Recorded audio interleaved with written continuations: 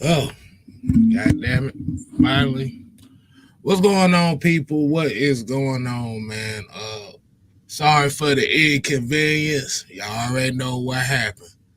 Like I said, this is now the six-man K Styles hour. Let's get it.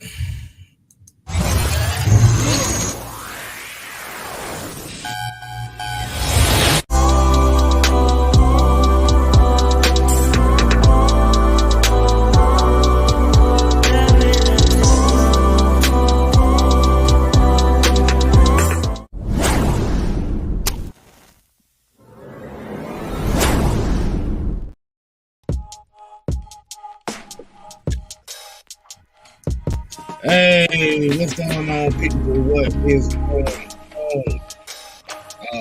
Technical difficulty that all this shit goes on.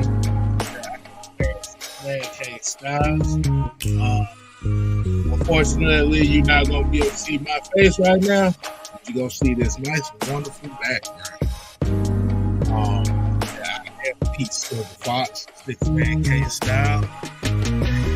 For my stage left, as you already know, it is the Senator. It was. But appreciate y'all tuning in to six-man combo. I'm just a man right now, bro. Y'all already know what happened. Apologies on that. So before we go ahead and start the show, let's go ahead and hit y'all with the real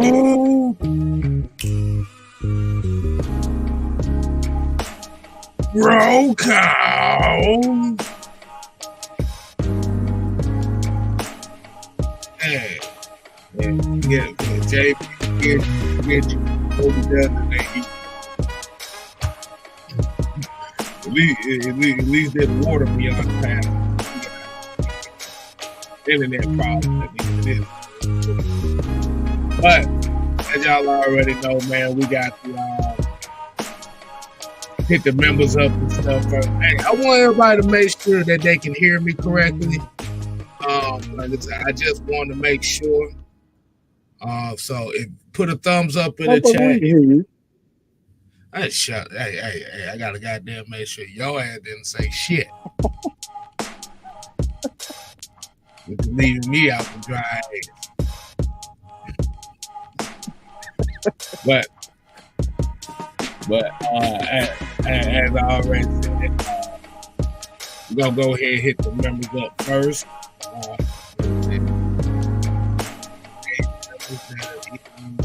Chat today.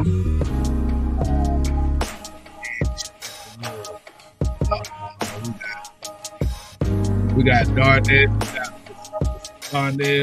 Ebiketie, we got Terry Lloyd, appreciate you too, man. We got Big Ant, I know he talking shit. And we got Mr. Andrew G. So we definitely want to go ahead and get membership up there. We said we want to appreciate you them. So let's go ahead and get back to the roll call as we always do. And we're going to kick it off with Shade Good, Lee 85, William Amy. In the building, we got Floyd Donald, we got Yusuke Knight, Ryan Peoples, Jay Diaz, Kale ATL Leo,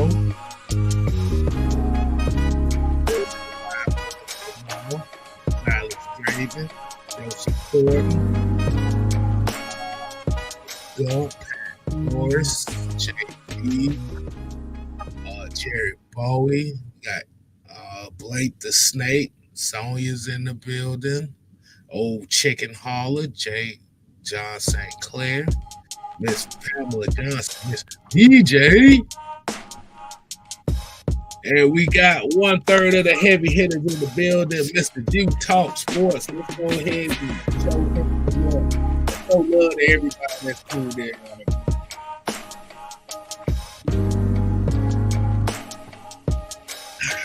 That's high quality.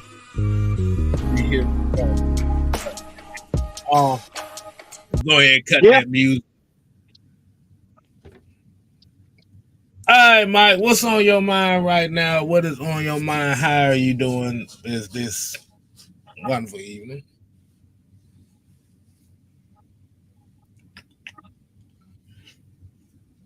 Uh, I've been working on a few things. You say Um, you've been working as you on what? probably know, I've been working on a few things. Okay. A few things. I've been working on a few things. People been asking for old school. People been asking for old school, and you're going to get it, people. You're going to get that old school starting next week.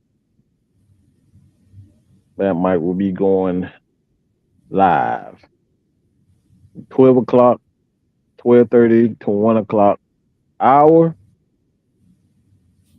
Absolutely no bullshit. Hmm. Getting the almond. You're getting the old school. So none of this soft shit, none of that censored shit. You're getting absolutely 100% Mad Mike starting next week, next Monday to be exact. 12 o'clock, 1 o'clock, those hours. So make sure you guys stay tuned for that. Make sure if that's on y'all calendar every day, 12:30 to 1 o'clock. Make sure that y'all stay tuned for that. 'Cause like I said, it's about to get ugly. You think you seeing something, man? Nah, you getting absolutely 100%, man. So what you're telling the people that Mad Mike Sports is going to be unleashed to the 10th degree. Absolutely under to the 10th degree. Senator Palpatine once stated, "Do what must be done. Do not hesitate. Show no mercy." That's what you're gonna get from this point on.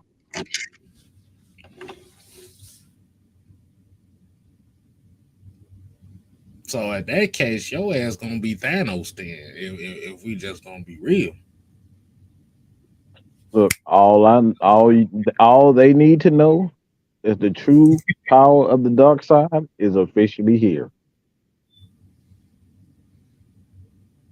Has been has and going to be unleashed. Okay. Okay.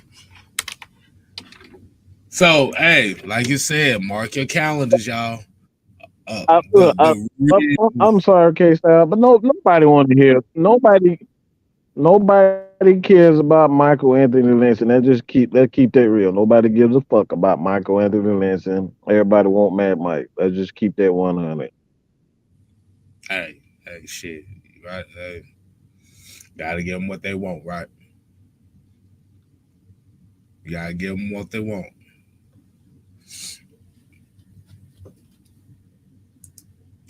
Absolutely. All right. Yeah. All right. So just from that first announcement, like you said, the dark side of the force is in full effect. So buckle your seatbelts. Make sure you put your big boy drawers on because it's about to go. It's about to go to a whole new level. And you already thought that we had enemies. About to make some more.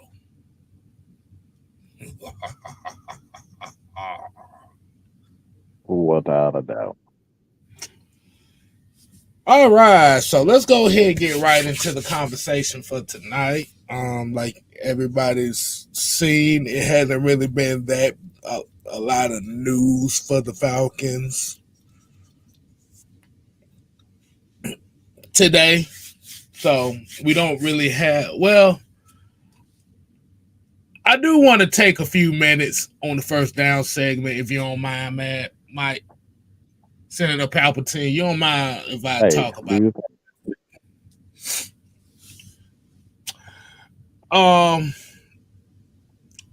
What the fuck happened last night?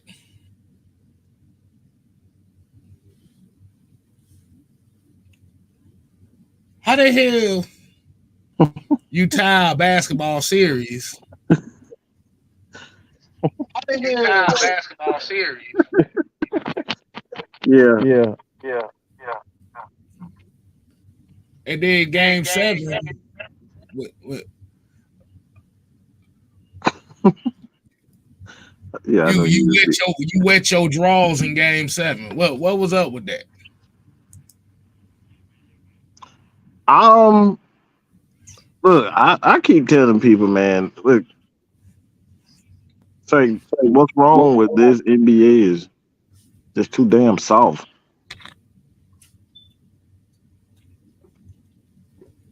Like everybody ready to crown Jason Tatum, and like I said, I'm a Duke fan, but he ain't never had that heart. Look, I don't care about he had an ankle injury. Look, that's a bunch of excuses to me. That's a bunch of excuses. I don't hear nothing about no rigs and all this bull crap. Like that's just soft. That's some soft ass shit. I just keep that where it is.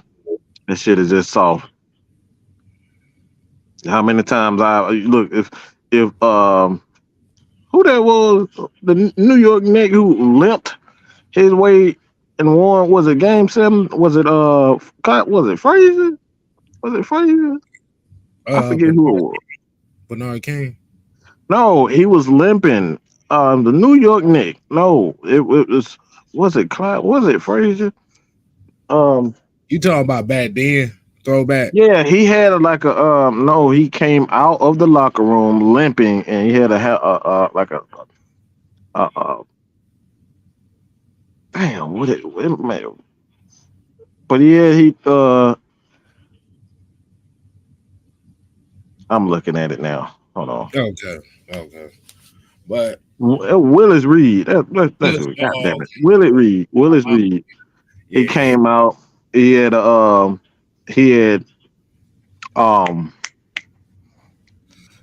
good God Almighty, what the hell is wrong with me today? But he had a he listen, no he it wasn't a broken leg. It was his hamstring.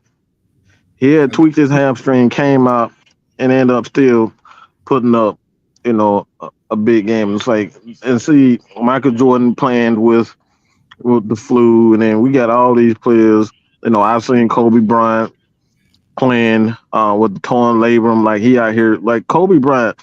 Look, I'm gonna say this about Kobe, bro. I did not like Kobe. I was not a Kobe fan whatsoever.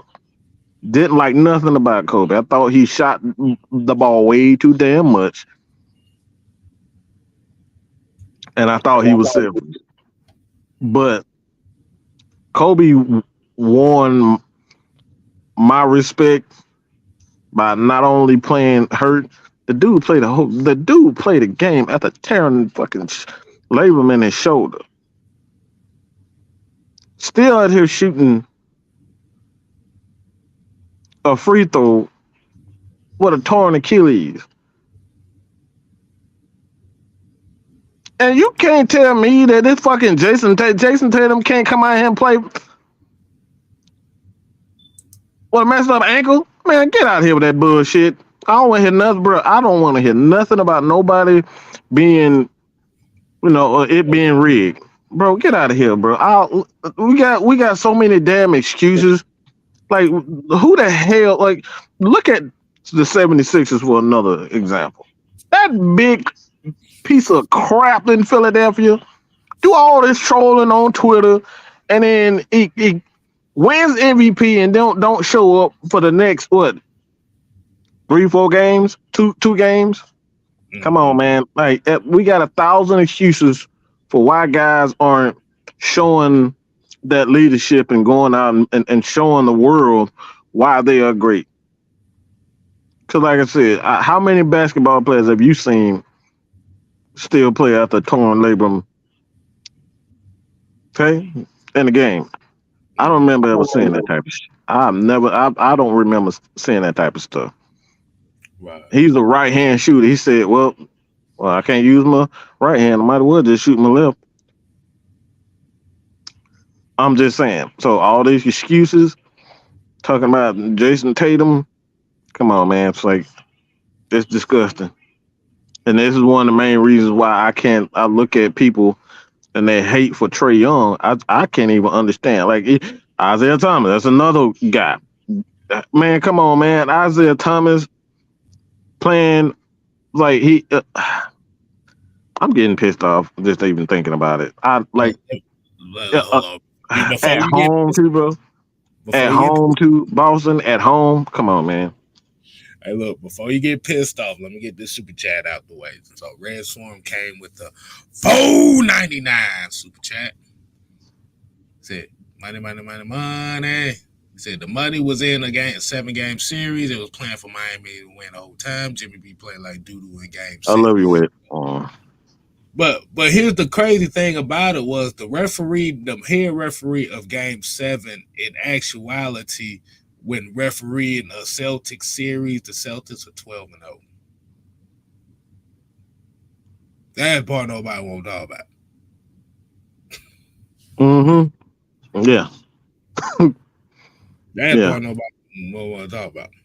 Mm-hmm. Yeah. But Scott Foster, that's who you're talking about. Scott Foster. Right. Boston had been 12-0 when he ref games.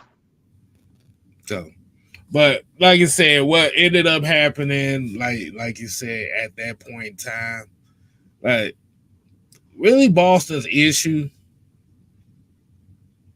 is, like I said, you don't have a point guard. Let's just be real. That's one of Boston's major issues as well. If Marcus Smart is your point guard, your starting point guard, there's a problem. It's a major problem. That's a major problem. Like you said, it may have worked, but when they needed it the most, it failed them. You have to have, like, for one, you have to have a player when all else fails. He has to be able to calm things down and make sure the offense runs smoothly. Well, man, what are you on? Who told you to come on here? God damn it, Anime. How you doing? God damn it, Anime. What's happening? I'm interrupting, just saying hello because it's my birthday weekend. So coming up, just letting everybody know, Maggie gonna be disappearing for the again. Hell yeah.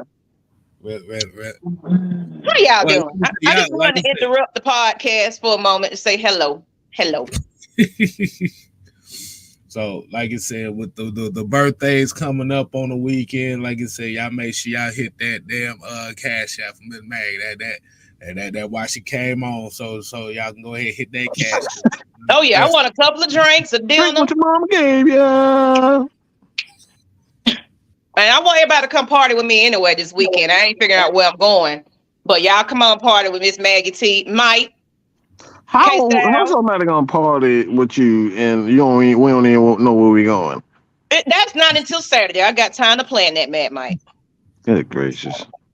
God damn it, that's Anime. Right. You got me Charles saying God West. damn it, Anime now. If you a Gemini in the chat, put a Gemini symbol in the chat. We taking over. You see this. This is what happens. This is yeah. You see this. See, we Y'all nice in the here. middle though. Where y'all at? I don't see y'all. I don't know. Yeah, But- we not. Yeah. Look, this is a podcast. We don't always have to show our face. I mean, I know I'm pretty and all, Miss Maggie. All right. Exactly. All right, June, baby. Look, Appreciate like I the said, super chat. we What y'all got- talking about though? First down segment. First down pretty segment. Leo, just Leo, Red nonsense. Storm. What's up, Sherman? on What y'all doing? the I'm NBA not worried game. about no Leos. Big Ant, go sit down somewhere. Hey, damn. Whoa! You can't be disrespecting people. Let's do this. This is Gemini season. Okay. We Oh my don't God. give a damn about no I Gemini. give a damn shoe. We We get a don't. bad rep. June babies are fucking psychos, and y'all, you know it. I mean, I might be a little off my rocker, but You, that's you why you see, love me. she can't even deny it. She can't even deny she a damn psycho. Just don't get on the Gemini's bad side. That's all. Oh We my just so God. pleasant and sweet. You and mean sweet. don't speak? That's what you mean? Don't speak, don't talk, don't breathe. Yeah, Don't walk. I'ma do, Y'all continue to RSVP for the Red and Black event, but I'm thinking about doing an Eventbrite for it for the ones that's not on Facebook. So I'll let y'all know about that. But it's about to go down seriously, and I'm excited to be partying with everybody. Maybe not for my birthday, but the Red and Black event, you got to be there. Yeah, only when Mike provoke it. That's right, because he always wanted to fight, and he just jealous. That's all. Whoa! He's Don't even jealous. He a little jealous, Lee. Oh, see, God. little girl, please. All right, just I ain't got time for you. I ain't got time for you today. I'm here to be nice today. See, we got some Geminis in the house, y'all. For real. I'm June 4th. That's my birthday. But I'm celebrating it on June 3rd. So I'm gonna have a shot for you. But what y'all talking about though? I don't want to keep interrupting y'all. We really ain't talking about nothing. We just rambling on. We was really kind of about to get into it. Like I said, I want to go ahead and get the super chat out the way right quick. She said, Red Storm said, hats off to Queen, looking good. Looking good, Miss Maggie T. So Thank you. So I'm excited. I hope to see some of y'all at training camp. We definitely gonna bring the crew together, and we definitely gonna come out and meet some of you guys if you don't make it to the July event. But let me just put my 2 cents in on how I feel about this season. This is a new era. The fans are excited. The media is excited. This is unreal. We don't need them to be riding out, getting on the bandwagon now. We don't need that. But I need everybody to be in these stadiums and traveling and everything. We need to let them know the reason why everybody's starting to turn their eyes on Atlanta Falcons, because the next couple of years it's finna get interesting, because we got some hungry big guys, some veterans that know how to play on our squad right about now. I'm excited. I'm excited about what's to come for Arthur Smith, Terry. That's what he was brought in to do. He got rid of everything that he needed to get rid of. Now we're getting ready to see what everybody been waiting on. So I'm really excited about that. Well, let me ask you one more thing. Are you gonna take it easy on? Are you gonna take it easy on Mad Mike this season? Are you gonna let Mad Mike do his ranting? Because the people been wanting Mad Mike to rant. Is it okay for Mad Mike to rant without any punishment? Sure, you can do it. Go ahead. See, you hear people. You hear people. Miss Maggie is officially giving. If he asks nicely, he can get what he wants. Okay, you see, that's what I'm talking about. I appreciate that. So everybody, you hear, Mad Mike has officially been unleashed. Okay, thank you. That right. I ain't gonna keep interrupting y'all time though, because everybody coming in. I'm coming season opener. Okay, I actually plan on being at the season opener. So you know how we do. We're gonna be deep with the Falcons, but I ain't gonna keep interrupting y'all podcast. Hey King, how you doing with the eyes? That's what I'm saying. I don't like to get on here. Might be taking over your podcast though, but you know. This is K-Style show. This is not Mad Mike. Both of y'all. We don't care who it is. Y'all on every show anyway. So K-Style show tonight. My bad, K-Style, for taking over. Well, since you done already took over, we'll go ahead and ask you a couple more questions since you right here. Sure. Like that. So you said about this being the new time. The time is now. Mm-hmm. Which pretty much kind of goes into what our topic is for the night. So pretty much we're talking about more so a couple of the defensive pieces, like you said, Arnold, Ebiketie, Taquon, Graham. So as far as the addition of the OGs like Calais Campbell, Yamada, and stuff like that, what is your excitement level young players on defense that can come in and learn from these guys, step their game up to the next level? I think that they made a definite statement in the offseason, even before the draft, that defense is where they definitely was trying to, strengthen. Because, yes, we got Desmond Ridder and everything else, but if we can't stop the runs, and we finally got rid of everything that we needed to get rid of to get where we need to be as far as that, I'm excited to see that these players are eager to play for us. It's you don't get that often with the Atlanta Falcons. A lot of them was just for a paycheck.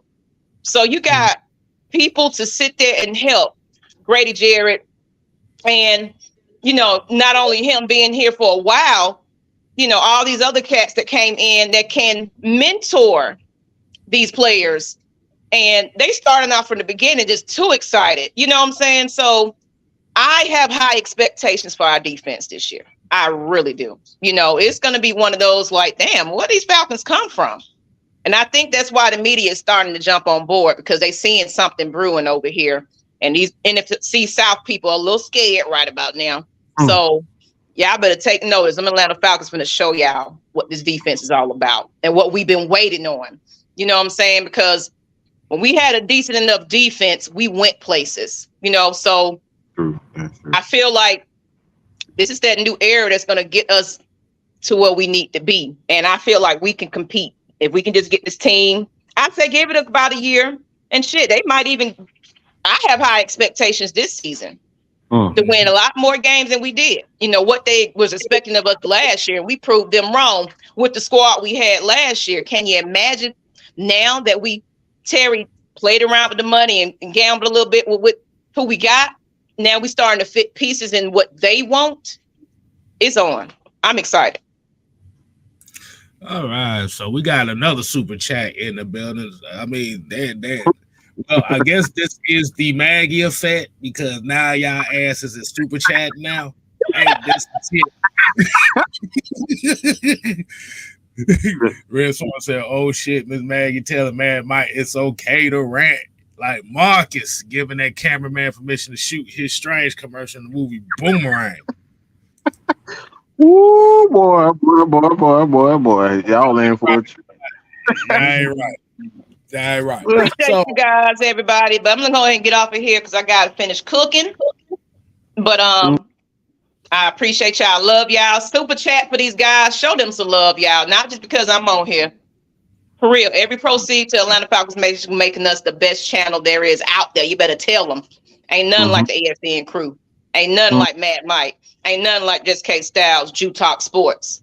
Y'all better tell them. I'm out. Now watch this. As soon as she we ain't gonna see no more dollars. Like, ain't this about it? Right. But yeah, man. So, like I said, getting into the conversation as far as Mike, I'm gonna ask you the question.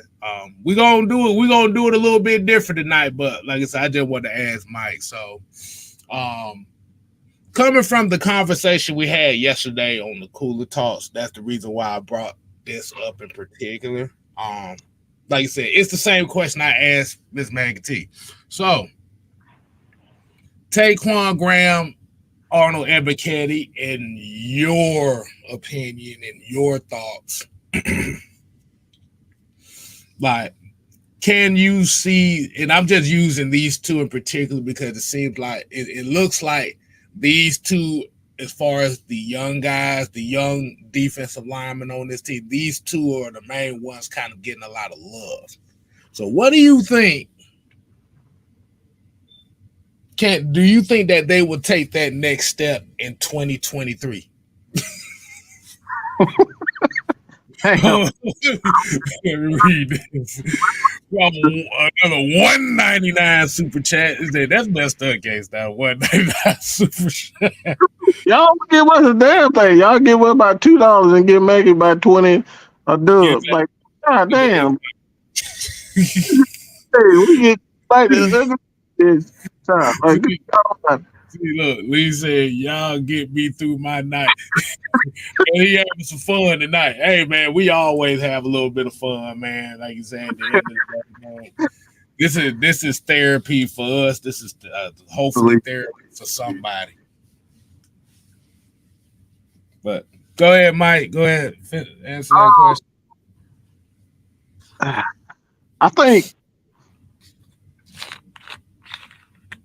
when you look at how the defense, man, I've been really taking a look at Taquon Graham, a closer look at Taquon Graham, and the thing that I'm looking at, and then I see from him, man, he's really scaring me. I'm about to give y'all a hot take. Ooh, hot take. Taquon Graham, when he was healthy, this guy was getting after the quarterback. And he has a real close relationship with Grady Jarrett. And Grady Jarrett really looks to him as like he's a little brother. Like they're really close. And the chemistry that they have together when they're on the field at the same time. And this is the odd thing. Taquon Graham, he plays a lot like David Onyemata. He doesn't have that elite hand movement that Grady Jarrett has. Like Grady Jarrett's hand is just look. You might as well call him Bruce Lee. Like that motherfucker chop your goddamn neck off with them damn hands. Like it's damn fast. It's scary how a guy that big can have hands that great. And Taquon Graham doesn't necessarily have that hand speed, but he's extremely strong. His anchoring is elite. He has elite anchoring for a guy that's 290 pounds, 280 pounds. He has elite anchoring, and that's something that David Onyemata, and obviously David Onyemata is on our team now, but he's one of those guys that doesn't necessarily look like he's strong, but when you see him on the field, he's just effective. I call it. It's like in basketball, you know, the little ugly. You know, let me say this. I'll say this. You remember the Hawks center? He played for the Hawks last year. Danilo Gallinari. That shit, that ugly ass set shot he be shooting. Oh God, that shit nasty looking, and I'm not talking about in a good way. That shit was slow. It looked stupid. But the thing was with Danilo Gallinari, and you kind of ran into what I was going to speak on about Taquon Graham is it's not pretty, but effective. Effective. That's exactly what I was about to say. Yeah, Taquon Graham. To me personally, Taquon Graham, his only negative plays only real negative play he had was when he fumbled the fumble recovery against the Chargers. Oh my God, I want to cry for him, man. Well, we ripped him a whole new one after that. Like this some bullshit. But like you said, if you look at his numbers, like let me give you his numbers for Mhm. last year. So last year he started 9 games. He played in 11. Um, got one fumble recovery, 34 tackles, one Mhm. tackle for loss, 8 quarterback hits. So when you're thinking about, and like I said, we're gonna use the stat folks gonna be looking at. Well, he doesn't have the sacks. Mhm. When you look at on the defensive side of the ball for a guy like Taquon Graham, his main role is to hold the point of attack. Right. That's all you ask for him. Like you said, it was a 3-4 defense, and usually your bookends have to hold the point of attack. He fulfilled a role. That's him.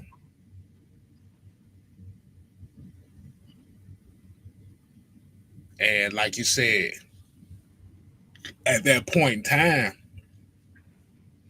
the Falcons' run defense wasn't elite. It wasn't great, but folks wasn't running on that side of the football like that when he was on the field. Right. Then once he got hurt, you scrambling to replace that. Now teams had another avenue to run against. Like they was running against Timothy Horn. Mhm. They wouldn't run against TQ. Uh-uh. But go ahead, Mike. You wanna add That, in on? that's one thing that sticks out to me. If we look at the stats, and one thing that's like is going to be really interesting. But again, he doesn't have elite foot speed. He doesn't have elite hand speed. He's just super effective. And the thing when you look at his stats in 9 games, his obviously his combined tackle total is 34. But this is what really stands out to me. 6 pressures and 5 QB knockdowns. Just think about it. Mm, Affecting the quarterback 11 times in 9 games. And that's from a position at the point, the nose, that isn't designed to actually get after the quarterback. His mm, isn't designed. He's the nose. Like he became the nose tackle along next to Grady Jarrett. He was the guy. He was the run stopper. And you're talking about guys about. I think he's about the same size as Grady. I think he's about 290. He kind of mm. went up in Six game. four, Yeah, so he 6'95". yeah, so 295. That's what it is. So he gained weight to play that position, but he did not lose his ability to get after the quarterback and affect the quarterback. So now you got that guy. If you want him to be, I guess, I wouldn't say heir apparent because I think a guy like your boy Zach Harrison is really going to be an heir apparent to Grady Jarrett, but we'll talk about that later. But I think Right. a lot of people are really not focused on Taquon Graham, and I think he really is going to be a major part of that defensive line. He's going to be one of them unsung heroes um, on his defense.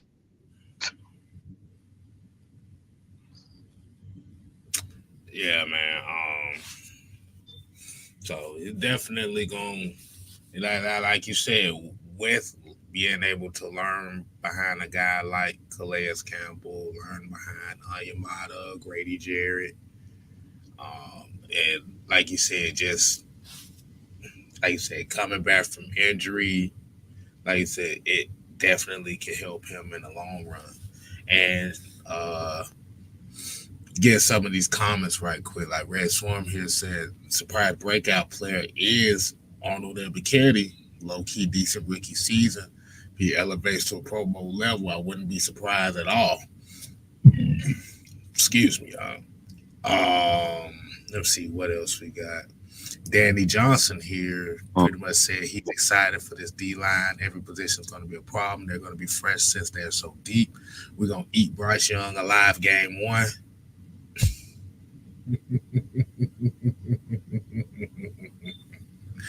I know y'all just heard that evil laugh. Ghost Pepper said Ebiketie. I mean, yeah. The uninitiated will start to take notice. Malone has some good traits as well. Both are relentless in pursuit. Malone needs more reps, though. And Malone's going to get some more reps, too, now. Like I said, he's going to definitely get,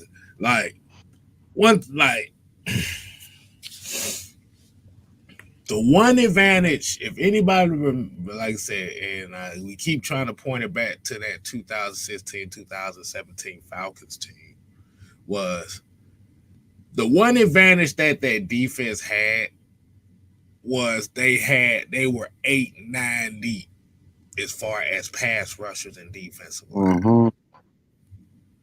Like I said, you didn't have a whole bunch of first round picks. You didn't have a whole bunch of Pro Bowlers. You didn't have no big name guys at those positions. But like you said, you had enough depth and pieces to where, like I said, you can reload the chamber, put a fresh round in, let them go after the quarterback.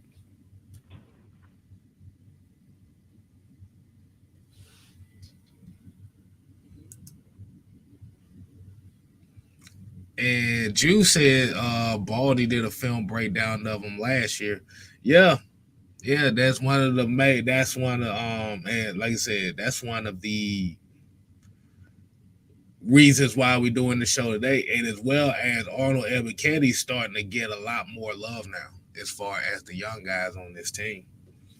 Because that was one of the most held damn pass I rushers. actually have that Baldy breakdown. So if you guys want to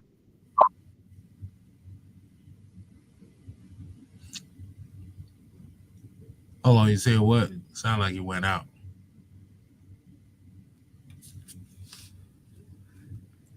So if y'all didn't hear what he said, he may have clips on the Baldy breakdown. So like I said, y'all stay tuned on the channel from Mad My Sports channel for that. Mike, you still there? All right. So until we wait for him to, since he muted himself, let's go into Mr. Arnold Ebiketie. Now, like I said, I see the conversation in the chat is going towards Arnold Ebiketie itself. Like I said, I give my thoughts on him. If we looked at this past season, let me go ahead and bring his numbers up since we got to. Arnold Ebiketie.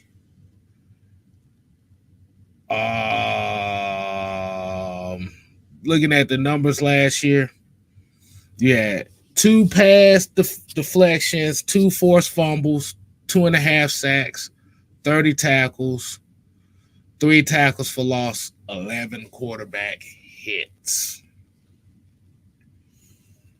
Now, when you look at those numbers again, like I said, you're looking at like the average person's going to look at the 2.5 sacks he had last year. Like I said, the Falcons really didn't. As we already know, they were damn near the bottom of sacks last year. But Arnold Ebiketie was one of the most held pass rushers I think I saw all last year. Because every game I seen him, he was getting held at least 2-3 times a game. If you don't believe me, ask Mad My Sports, because he'll tell you the same thing. It was we were screaming during a lot of these games. Like, bro, what are we doing? This man is getting this man out here getting yoked up like a UFC fighter. Like, what the hell are we doing? Exactly. But I do have that. I have a clip of a breakdown to Taquon ground that Brian Baldinger did. So if you guys want to check that after the show, it will be in the community tab.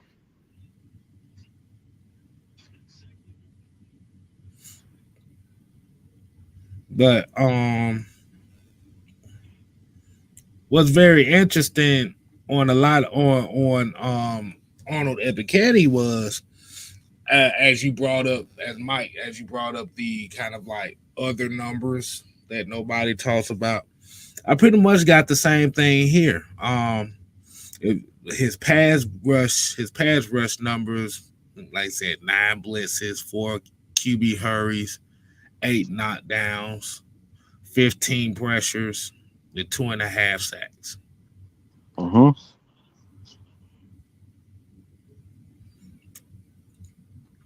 So that's telling you with many of the snaps that he is getting.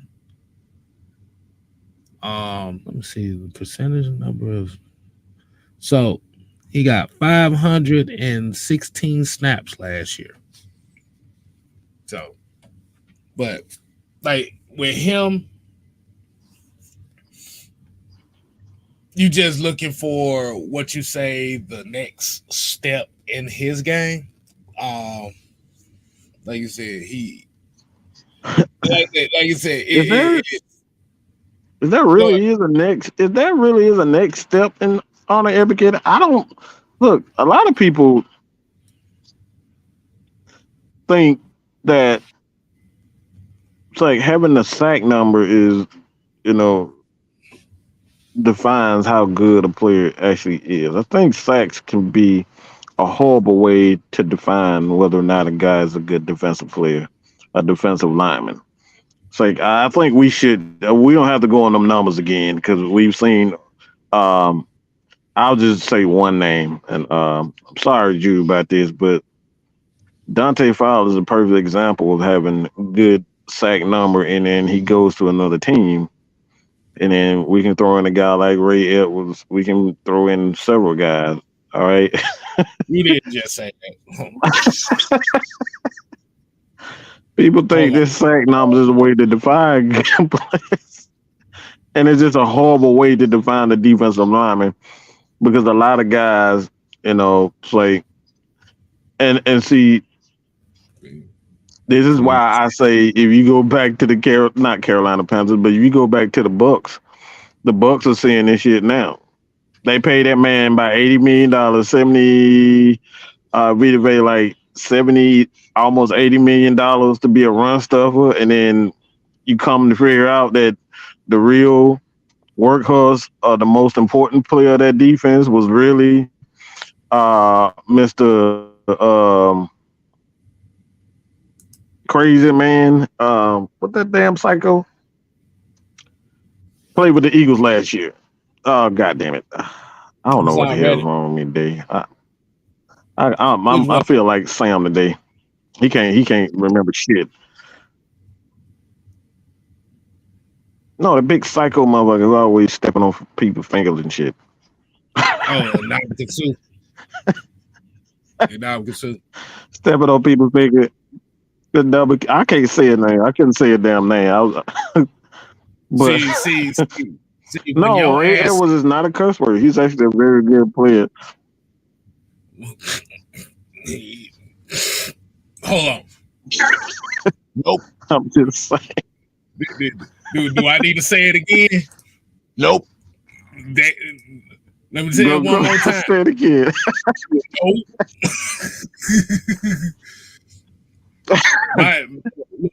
My sports. But they see you see what happened when he left, bro.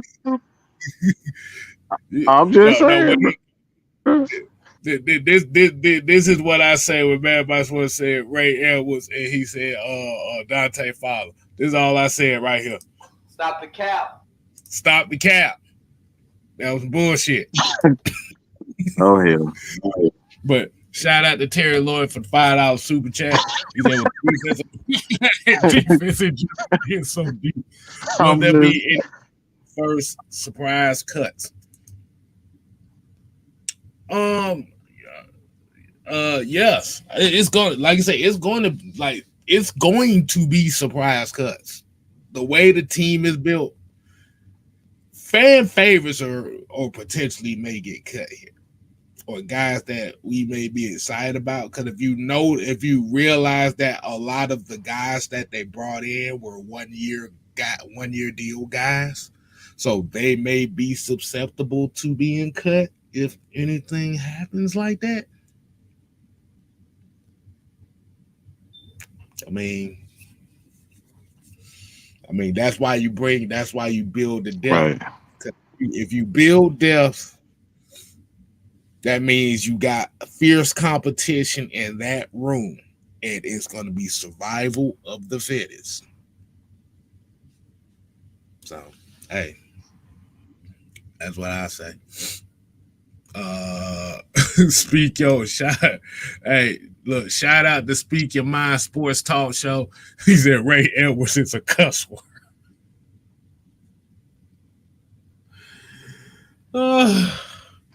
Oh my God. I mean, like that dude played with Brian Robertson and Jared Allen. We thought he was gonna be the shit. He came down here. He played like shit. He thought, man. Dante Fowler. He played with Leonard Floyd and goddamn Aaron Donald. He got 12 sacks. We thinking we about to get 12 sacks. That motherfucker came in here and gave us 6 sacks in 2 years. I like, shit, if that's the case, we should have just kept Tat McKinley for that.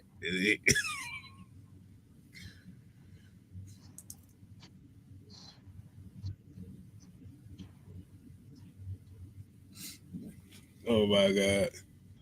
Yeah. But like you said, when it comes to, but that's what people get when you think just sacks. That's what happened when you think that. I mean, sacks are important too, but like you said, the sacks, like you said, it like it's like hold on, like John Sinclair here said, sacks are It depends on how you get the sack. Right. Like you said, like there's multiple different ways of sacks. Like I said, if you just got relentless pass rushers that can get there in a heartbeat, you got those sacks. You got coverage sacks. You can manufacture sacks based upon schemes and stuff or personnel. That's why we always say with football is a team sport. Like you said, you got 11 guys on defense. If everybody does their job the right way, like you said, like I just use me and Mike's dynamic for example. Like I said, I may not get 5 sacks, but if I hold up my end of the bargain and it helps Mike get 7 to 8 sacks in the season, does that mean I'm a terrible pass rush? No, that just means that I help my brother eat. Mm-hmm. Yeah. Yeah. And that's what, and like you said, and if we're going to go throwback Falcons pass rushers, this is what guys like Rod Coleman was. This was guys like Jonathan Babineau was. This was guys Courtney Keith Hamilton was to Lawrence Taylor. It's like those guys were lesser names, but like they were vital in helping those guys get big numbers. Like it's all a team dynamic, man. Right. Like you said, Don Terry Poe, Jack Crawford. Like I said, and a lot of people slept on Jack Crawford in the Falcons uniform, but he was very instrumental in helping guys getting sacks too. So like you said, Rasheed Hageman, like these guys, like I said, you got to have these guys in your defensive rotation. Like I said, you can't have all first round picks because eventually you're gonna have to pay all of them. Mm-hmm. And let's just be honest with you. Most of y'all ain't got no goddamn money to be buying 17 Xbox Series S's. Kid, you know what? I just see. I think this is where people look at the draft and they look at players. They look at the first round. See, let me just give you kind of a breakdown of how each round is. All right, the first round is when you look at it as far as a coach and a scout, you're looking for guys who have the most skills. All right, these guys can run fast, they're intelligent, and they're strong. Like most of the guys have three traits: they're intelligent, they're strong, and they're incredibly athletic. Especially on the defensive line, you look for guys who are strong, intelligent, and they're super athletic. That's what you look for. The three traits in the first round. Second round, most of those guys don't have three traits. They have either one or two traits. They have athleticism and they're incredibly smart. And then third, fourth, fifth round, these are guys that you're just looking with that one particular trait, whether it's catching the ball, he can catch the ball out of backfield as far as like a running back, or he has super quickness. He's athletic. And then you got DBs like Clark Phillips. These guys may not have the speed, they may not have the physical build, but these guys have the instincts to make plays. They just are playmakers. Those are the third and fourth rounders, and it's obviously the seventh. From the sixth and seventh round, you're just looking for guys that have some sort of trait. Whether he's a good run stuffer, he's strong, or he can just catch the ball, and you can build off those. But when you're looking for a guy, when you get guys like Taquon Graham, this is why Taquon Graham is a a great a good player, a backup player for a guy like Grady, because he can do that one thing consistently, and that's use his strength. And he's highly effective with his strength. This is why guys like um a Terrell Owens had horrible hands coming out of college. Horrible. Shit, He was bad. He was crazy athletic, but his hands were terrible. Okay. And Jerry Rice coming out of college. Jerry Rice was a horrible athlete, but he worked himself. He worked out. He became a better athlete. So it's like you look for those one or two traits in each round, and like I said, that's how you kind of look for these gems in the late rounds, is because you're looking for that one particular trait, and that one particular trait is pretty much what your team does well. For example, the Falcons are a 3-4 team, so getting a guy like Taquon Graham in a 3-4 system, he's going to use his strength in a 3-4 system versus a 4-3. A 4-3 defensive tackle, most of those guys have to be super quick and super athletic. 3-4, these guys got to be strong. You got to be strong as hell to be in a 3-4. Right. And Xavier Littman here had a comment. So these are the things that Arthur Smith is thinking about. This is why you can get a Tyler Algier. Right. Good. But yeah, like Xavier here said, sacks are only important because they back up the chains and give opportunities for strip sacks. Pressure and QB hits cause incomplete passes, turnovers, and throw off quarterback rhythm. Which actually kind of goes into what Tev here says here. So he said, I feel quarterback pressure is more important than sacks. All about affecting the quarterback any way you can. My problem is Dante Fowler guys that do all that motion to make us think they're doing something but do nothing. You see how those two comments actually kind of went well together?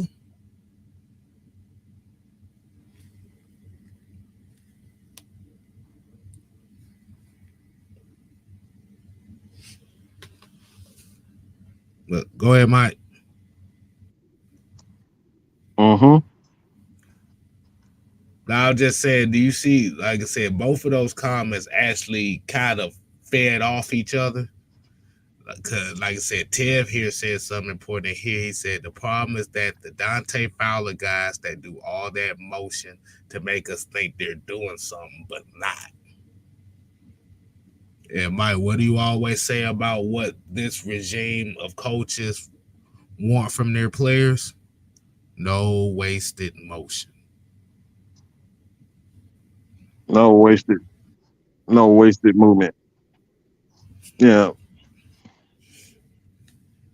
Like I talk about said, no because like I wasted said, movement. You don't want your players to be doing too much. They got to do all that juke, stucking and driving. They ain't got to do that.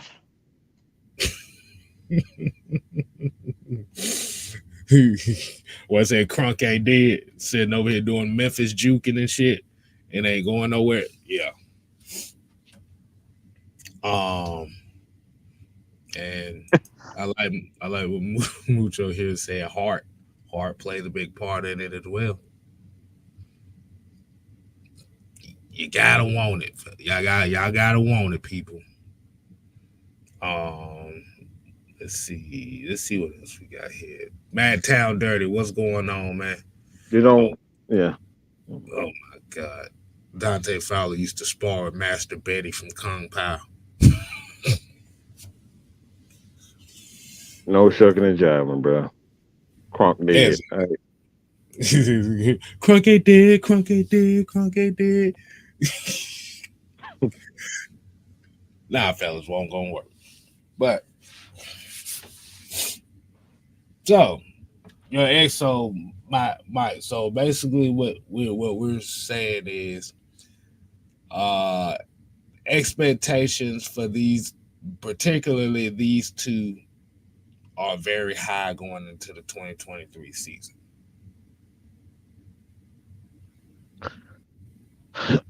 I believe so, man. I think when you simplify your offense, you simplify your defense. You give players a better shot of being great because not everybody is super athletic like a Julio Jones. Not everybody's super athletic like a Grady Jarrett. So when you simplify your defense to just all right, you just focus on being strong and big. You focus on being athletic like a Michael Walker. You focus on being super athletic right now, Troy Anderson, and you know, you just focus on simplifying your offense. You want, Tyler Algier to be the powerhouse, and you want Bijan to be the guy that can use all his gifts, all his, 3-4-2s. Like you focus on that, man. Guys can eventually become superstars because you giving them one thing to do and not 3, 4, 5 things to do. Like most teams be wanting guys to be a good run stopper, get after the quarterback, like hey, one thing at a time, and then you want to be smart on top of it, all in one year. So, do you think that's what happened when they tried? Do you think that's what happened with Vic Beasley when Dan Quinn saw that 15 sack year? You think that's why you kind of saw a dip from that 15 sacks down back to about 7, 8? Oh, absolutely. That's why I hate it. That's why I hate when I saw that Rasheed Higgins was gone. I already knew that defense was going to be terrible. I knew it immediately because when you force an athletic guy to be strong, just think about that. Let me think about it. What I'm gonna say this. K Styles about what 6'1", Six, about about two 2'8", about about 275, 2'8". All right, 275, 2'8". I'm about 6'2", 6'3", about 200 now. Which one of you guys? Which one of us is you gonna put against in the trenches? Like you gonna look at me? You gonna look at K Style? Which one of you guys you gonna put them in the trenches and say, "All right, go get sacks Shit, against offensive guard"? shit, they done heard my damn side. They gonna be asking me, "Hey, nigga, you need to be out there in training camp with their ass." Right. Oh, you're not gonna ask. You're not gonna ask a Vic Beasley to go stop the run. You know what I'm saying? And that's the stuff that Dan Quinn was doing. You wanted a Vic Beasley to stop the run when you clearly got a Rasheed Hageman right there. Like, what are we doing? That's essentially what Dan Quinn was doing. That's why he had Jack Crawford in that three tech. He had small guys doing big guy thing, and then you wondering why we can't stop the damn run. It's common freaking sense. And see, they already started it now. Like, bro, get your ass on the field. Hey man, that's what had that look. I was about to say shit. That's what happens when your ass is literally lifting and throwing ties for 10 hours a day. 10, Right. 12 hours a day. So, but yeah, like I said, and we've seen it, like I said, even with Vic Beasley, that is not the first time we've seen that too. I mean, everybody, like I said, everybody remember what happened with Croy Bierman. It's the same thing all over again. Oh, like I said, you're putting the emphasis on a guy. You're putting more responsibilities that were not necessary for a particular guy that has a skill that suits what your team need was. Mm-hmm. And let me explain this about Grady Jarrett again. People don't. This is what we're talking about. What scouts look for. They look for players with multiple skill sets. Grady Jarrett. It's not the fact that he won't be denied. Now we got players that play like that, but they don't necessarily have the skills to overcome that. So like players can play to not be denied, but that don't necessarily mean that they have the skills. See, Grady Jarrett is a unicorn. He plays and he will not be denied, but he has elite hand speed, he has elite foot speed, and he has pass rush moves galore. He came out like that. So he even at in the fifth round, he still had those skill sets. It was just his size. Mm-hmm.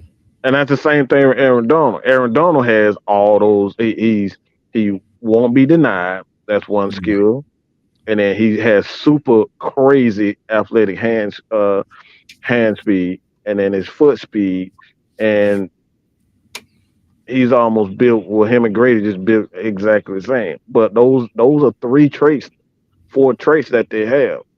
Most players don't have four traits. Most players have one or two traits.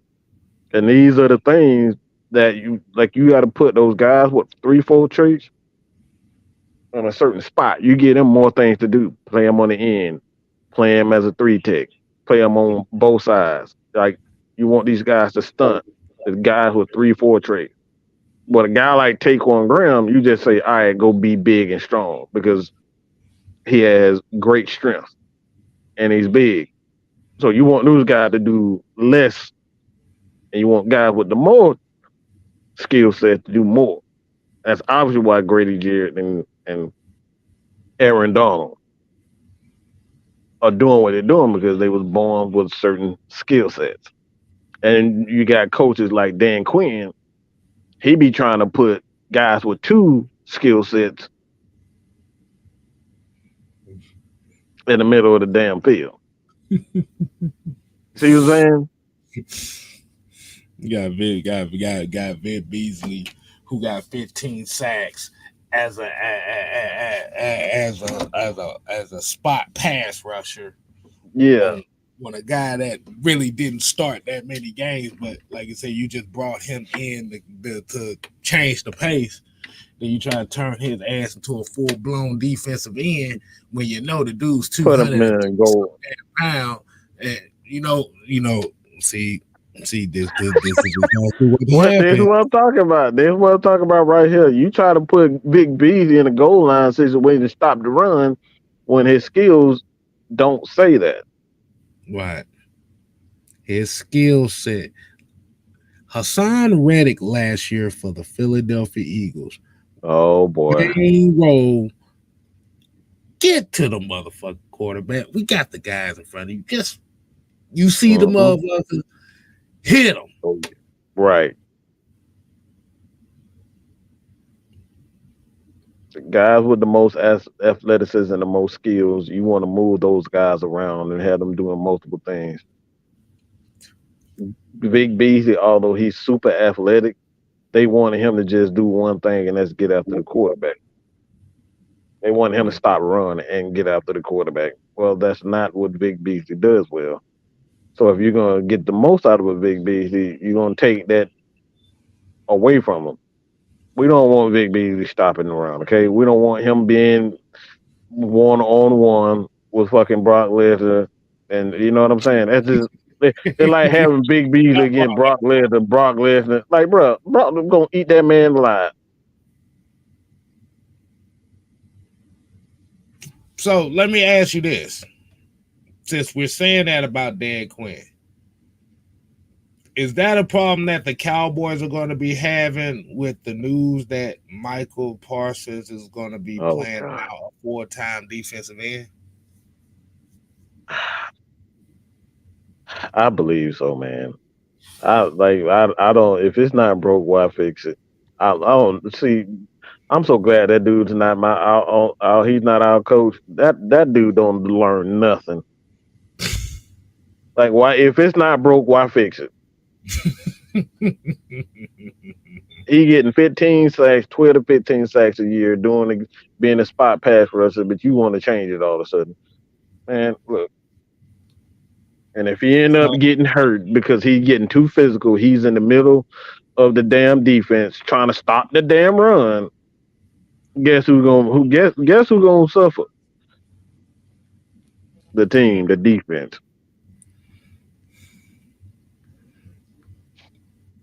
Let me look something up right quick. Let me if you don't mind, I'm gonna look up something. And then they say Southside says, and they said Parsons is gonna bulk up. Like, this is what I'm talking about. If it ain't broke, why fix it? Why look? This is Michael Parsons has 26 and a half sacks. He's averaged 13 sacks, being a spot pass rusher with no role, but just motherfucker, just get after the damn quarterback. Bro, this is what I'm saying. Like, if it ain't broke, why fix it? Now you gonna get this dude hurt, and they're playing with them big old behemoths in the trenches because you trying to make him a complete player. He already getting 15 sacks. What else do you want?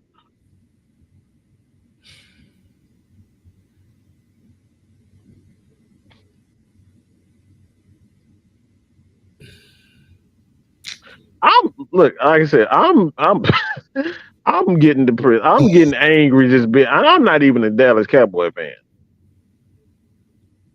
It's stuff like this that we're talking about. Let me see. You got a pass rusher in K-Star, who is averaging 13 sacks per year, literally everywhere, with just the main role of just going after the quarterback. Yeah. This dude done hit the quarterback almost 60 times in 2 years. Yeah. And now you want to take that away from him and having that space and being able to feed off of other guys to being on the damn defensive line. Motherfucker, did you not learn before? That's what I'm talking. It don't make no freaking sense, bro. What? It's like Julio Jones. Oh, Julio Jones got 1,800 yards as a receiver. Oh, I think he can get another 200 if he play running back. Like, what the fuck are we talking about? Just doing too much, just way too much. And this is exactly why you have depth at that type of position. This is why you have depth on that defensive line. This is why you have depth at edge rushers. Because now that you done fell in love with somebody getting these type of numbers, now you're going to try to milk it for everything you got. Mm-hmm. Like I said, it may work, it may not work. But from history with Dan Quinn, this ain't going to work. Now, if Parsons dropped from averaging 13 sacks a season, now all of a sudden this year he got 5 or 6. Only thing I'm going to just look at y'all and be like,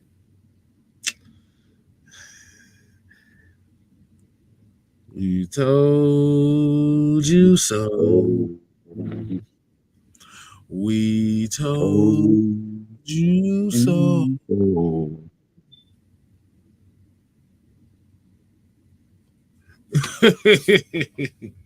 If it ain't broke, why fix it? That's just my thing, man. Exactly. So, King Richie said Dan Quinn had players and coaches in the wrong position, remember? Exactly. All right, y'all. We got about 15 more minutes here, man. Let's go ahead and get into this Q&A portion of the show. Like you said, we got a couple questions that y'all might want to ask. Go ahead and put them in there. I know we kind of answered a few questions, so like I said, put your questions in there, man. And like I said, y'all make sure y'all go ahead and hit that like button. Make sure you hit that subscribe button. 6-Man K-Styles, Mad Mice Sports, Jew Talk Sports, Champagne Conventions, Atlanta Falcon Nation, Blackberry Lorex. Like I said, the conglomerate is for real.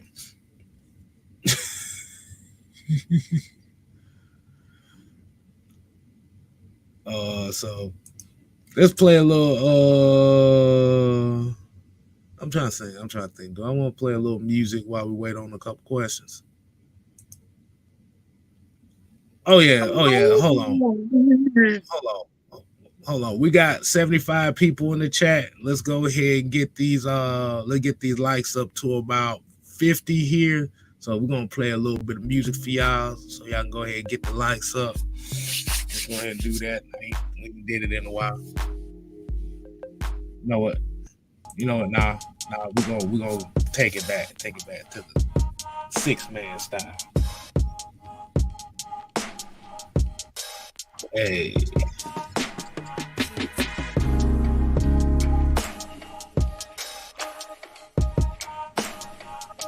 But while we're doing that too, I want y'all to go ahead. And like I said, the reason why I said we'll leave questions too, like I said, give me some ideas on what we should do for what I should do for episode 2 in case having a little bit of a brain fart right now. Definitely what I want to do is really get y'all input on it. Make sure you leave your questions for episode 2 of the K-Styles podcast. Like you got Mad Mice Sports bringing out the dark side. K-Styles bring the dark side out too, but in a lighter way. So I give you the dark side with the good side. Mucho, I will have that. I actually want to do a video on that, so that will be out probably about 10, 11 o'clock tomorrow. I promise you that. I want to make that in a video. Or what 3 players I see getting cut. Okay. That sounds like something. As a matter of fact, I'm gonna just nah. Yeah, I'm gonna be lazy. I'll do it right now. I don't feel like doing no stupid editing. I'm gonna do that right now. We at 56, so that's pretty damn good. That's pretty impressive. We appreciate y'all on that. Um, hold on, let me get back into this. All right, we got another 4.99 super chat. Says so. Since Keith Smith may be gone, do y'all think Michael Pruitt will return on the roster and we move Hesse to fullback? Who the hell say he gonna be gone? I guess where they thinking is with the whole arrest thing, so they thinking like it may be a possibility that he may get cut. Um, like I said, we don't. Like I said, I haven't read the full details on what happened, but What? apparently, some about a suspended license that he didn't know he had a suspended license or something like that. I think he said he went through the Yeah, proper protocols and stuff like that. So I don't know. So do you think Michael Pruitt will return on the roster and we move Parker Hesse to I mean fullback? that makes no sense to be honest. You I you already don't got cut two. a fullback. You don't cut a fullback and then sign a tight end. That don't make sense. So Exactly. Exactly. Yeah. It was like I said, and Parker Hesse is not a fullback either. So they gonna find a way to sign a fullback, not a I tight mean end. they still got Clint Rakovich on the Yeah, Rocco, whatever the heck. Yeah, but Rocco Wuka Hucka Biggage. but like I said, I don't really see them really I don't really see them cutting Keith Smith because he is too crucial to that run game. Yeah, Nobody really talks about it like that. He is very crucial for that run game.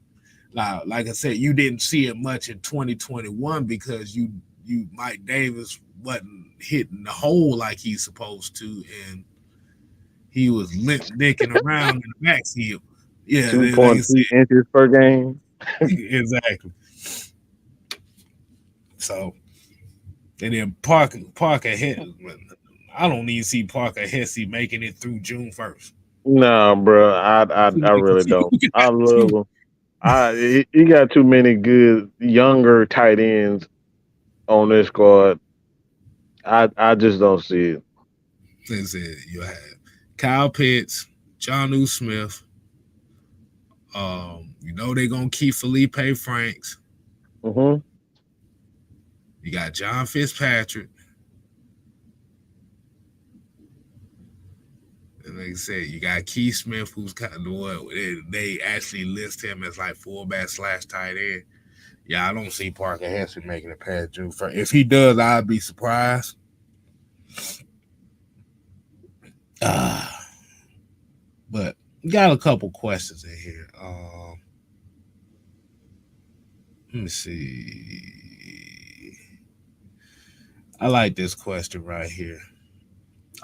King Richie here said, "Do you think Clark Phillips will make a big impact in his first year?"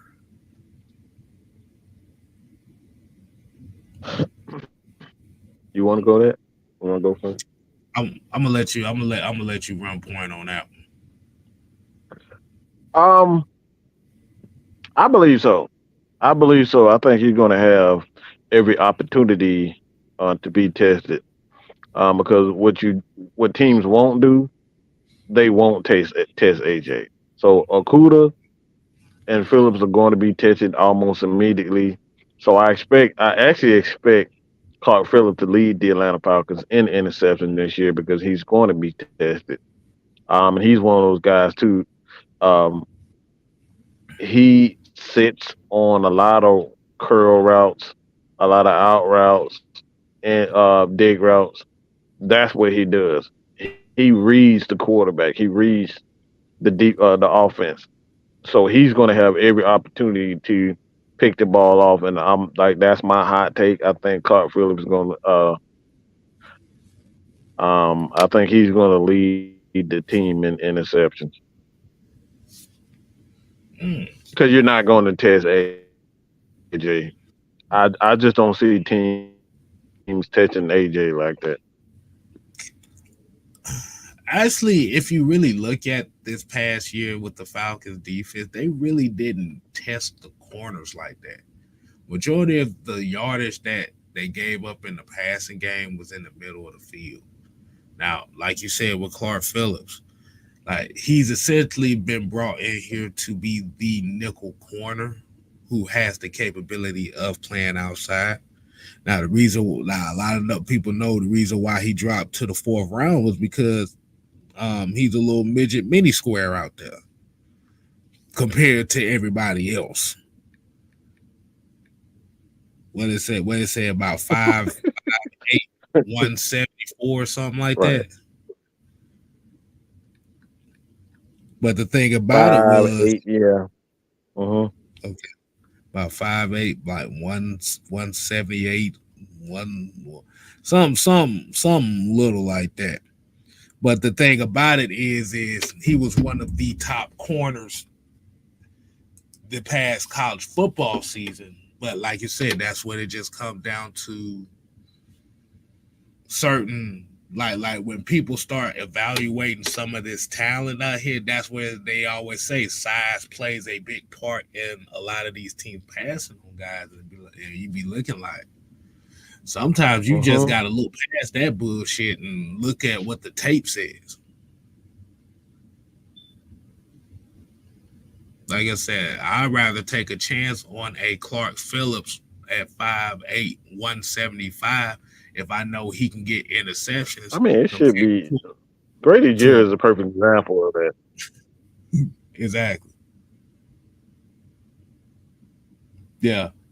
But yeah, I would rather take a chance on a guy like Clark Phillips who's 5'8", 176 or 178 or something like that, who can get me the motherfucking football than a guy that's 6'1", 205 and can't stay in front of a damn receiver to save his life and dropping passes. Because as Falcon fans, we've seen that shit. I don't want to go down the names because it's too gruesome for people. For it's too gruesome of a sight. Like I said, we don't went through them years of Chevis Jackson and um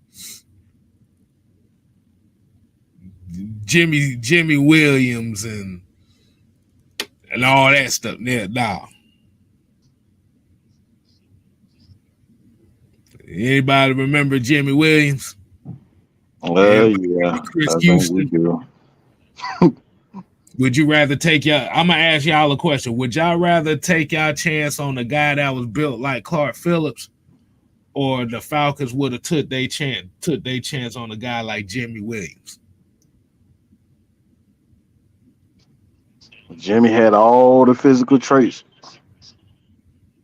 but sometimes you just gotta look at the players. Just like I said, you just gotta look at the player's skills, man.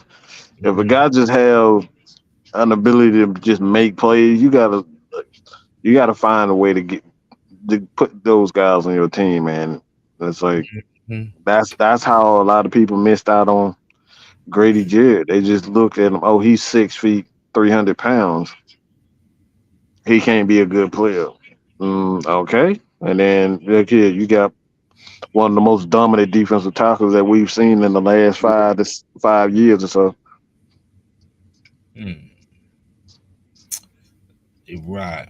And I think we got room for Ant said, boy, you better goddamn give me Sam Clark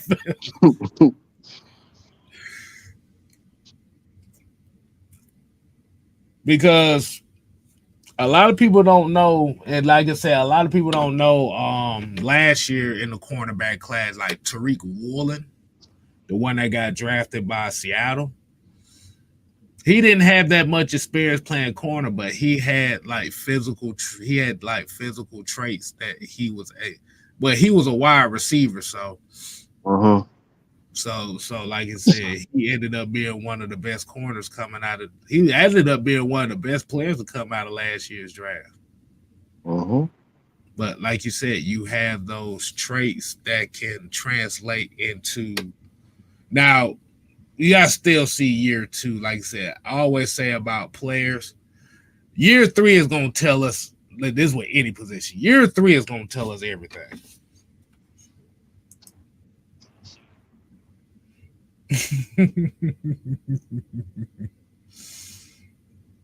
Yeah, Brian people said that John Randall was like 5'10" or something like that. Hell, London Fletcher was another. Hell, shit. The Hammer was Yeah, another ass dude. But yeah, he he's was not. a dude. Mm-hmm. Let's see. Okay, we got a couple more questions here. I think this one's gonna be pretty quick. He said, what do y'all think about Isaiah Simmons from Arizona? Man, give me a damn Clark Phillips. That dude is a bunch of nothing. Man, my thing about Isaiah Simmons, my thing about Simmons is what is he? Again, he's a bunch of nothing. What is he? Because it's like I said, he is he's what I call the typical. I wouldn't even call it a Swiss Army knife. He's one of those guys that does everything and specializes in nothing. We good on that. We had that in Croy Bierman. We good on that. Yeah. Damn. Yeah. I'm dead ass serious, bro. Like, what is he? We don't Nobody know. knows. We don't know if he's. Look. We thinking okay, they drafted him to be a linebacker. Then we finding out this nigga's the nickel corner. He plays free safety. He plays outside corner. He plays inside linebacker. He plays outside linebacker. Defensive. Like, damn. What do you do? And everybody done forgot who the fuck you are. I forgot he was even in the league. I had no idea what the hell this dude is. Again, he's a whole bunch of nothing. Exactly. But that's when but like you said, that's just one of those things where like there's a kung fu movie there's one of my favorite kung fu movies of all time. It's called Iron Monkey. And Abbott told the students in the temple, you can master as many styles as you want here. But the problem is you're not going to be able to master those because you got too many styles. Mm-hmm.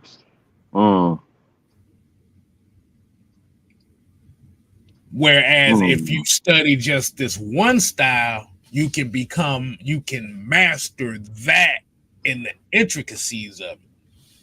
See, Isaiah Simmons is one of those players where it's like I said again, what the fuck do you do? Who are you? That's about as simple.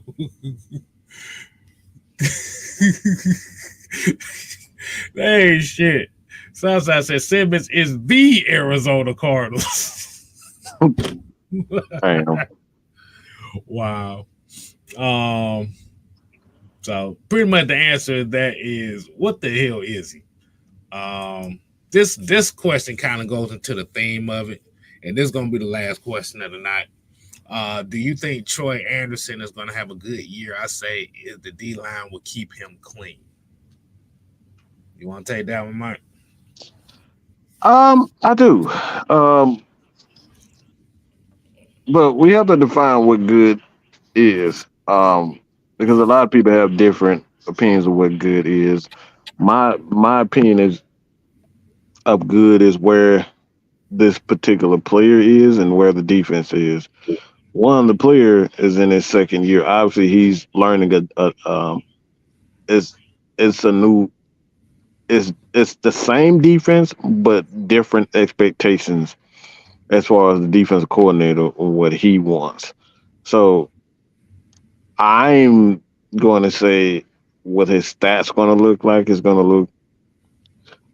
He's going to have a ton of tackles. I think he's really going to have a lot of tackles. He has the athleticism. Obviously, he's a converted quarterback, so he understands what he's seeing in front of him. So he's going to have, in my opinion, I'll say 100 between 130 and 100 tackles.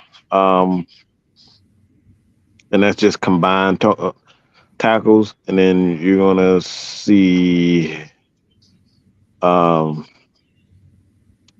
I think he's gonna have about 5 sacks. I think they're gonna use him to be super aggressive, but I don't think if you're looking for him to be a Pro Bowler, man, it's like you can just stop that right there. It's like he's not going to be a Pro Bowler, but he's going to improve as a linebacker as far as recognizing.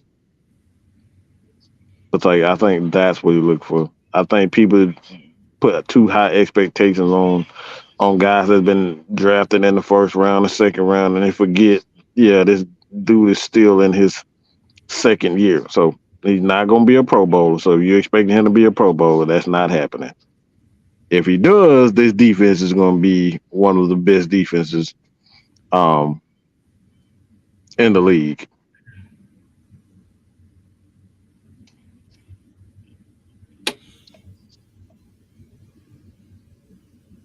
Hey, AKA, he's gonna be one cog in a damn machine. Mm-hmm. And it goes back to what we say: the you're only as strong. What that saying go? You're only as strong as the chain's weakest link. Mm-hmm. The weakest Something like link. that. So you have to work. Like I said, that it just goes into the philosophy of what the conglomerate is about, man. Like I said, all is one. Everybody plays a part. So, like you said, if the defensive line improves a lot, then Troy Anderson can be able to flow.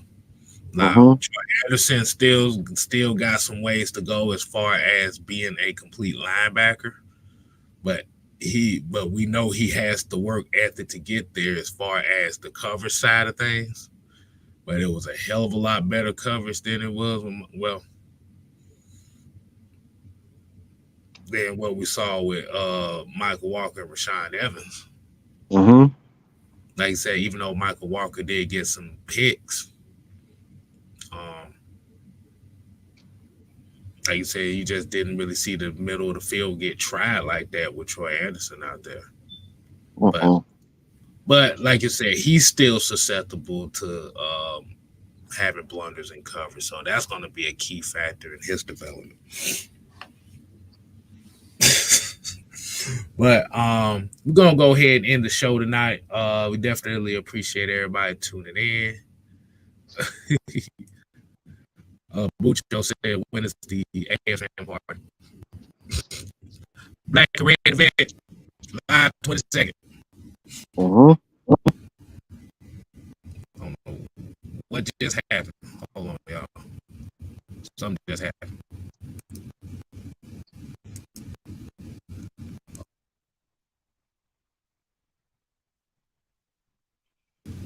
All right, there you go.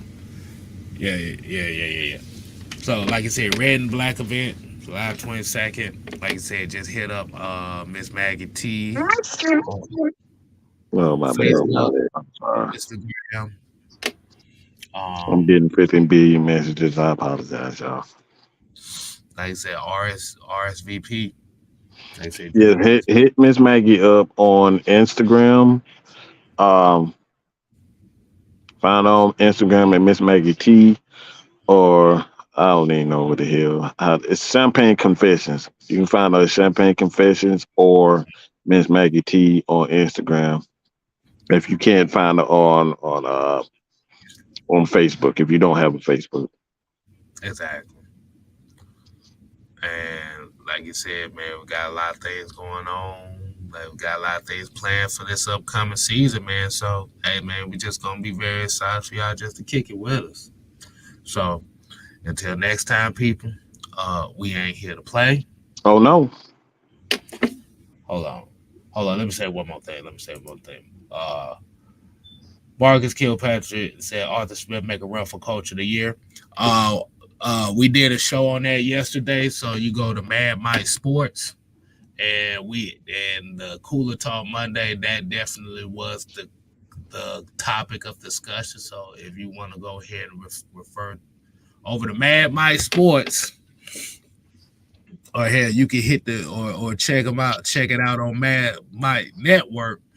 Mm-hmm. We had that conversation yesterday, so we appreciate the comment though. Like I said, we ain't here to play. Oh no. Oh yeah. You ain't gotta go home, but you got to get the hell out of here. Oh yeah.